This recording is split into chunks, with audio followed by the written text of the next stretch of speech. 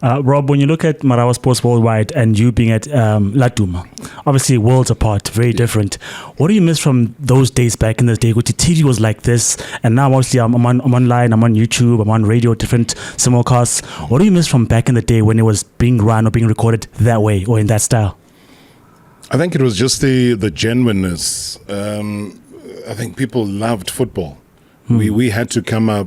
We had to be the creatives in all of this. So you can imagine this is an SABC that is still predominantly run by Afrikaner white South Africans.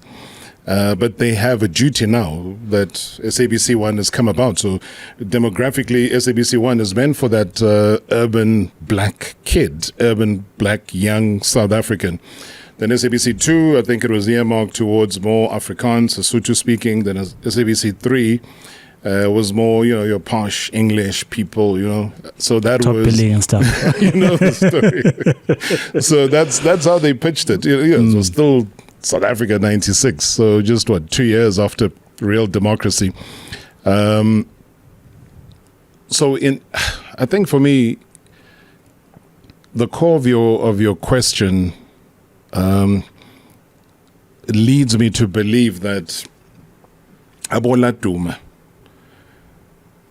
I think, brought what they did not have before, which is the realness of bringing the superstars. I know that dance, it's the Dumile Mateza, Mark Leeson, they would do these interviews pitch side, but obviously more commentary than it was pitch side.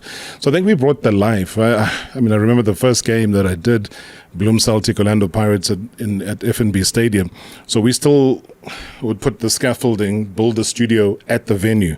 So you're overlooking the game happening behind you because we wanted to create that liveliness in the studio. And I remember having Deshi Baktawa, Thomas Kwenaite as my studio analysts. And I'm, this fresh-faced, probably extremely wet behind the ears guy doing his first gig. But Laduma then became a lifestyle for many people. And I think the narrative that we created on air was a narrative that people carried with them moving forward. That is why when the newspaper Soccer Laduma then came about, it was also biting from the popularity of what Laduma was on television. Because I know that there were little squabbles here and there about the ownership of the name. And but Zamama Sonda never patented it and so on. So it just became like an open field thing. But I think what I really miss about it was just how honest and open and genuine people were. And they took opinions, they didn't take them personally. Now it's like, Tin Ace, Tin Victor, come on, pet. So but people were now extremely from the heart. They were just like, guys, we're loving this. You're bringing the action to us. You're getting us to know our personalities even more and better. And that's what we really strove for. And I think the popular version of Laduma was the one on Sunday.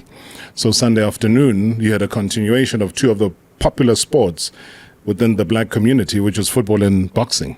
So after Laduma came Blow by Blow.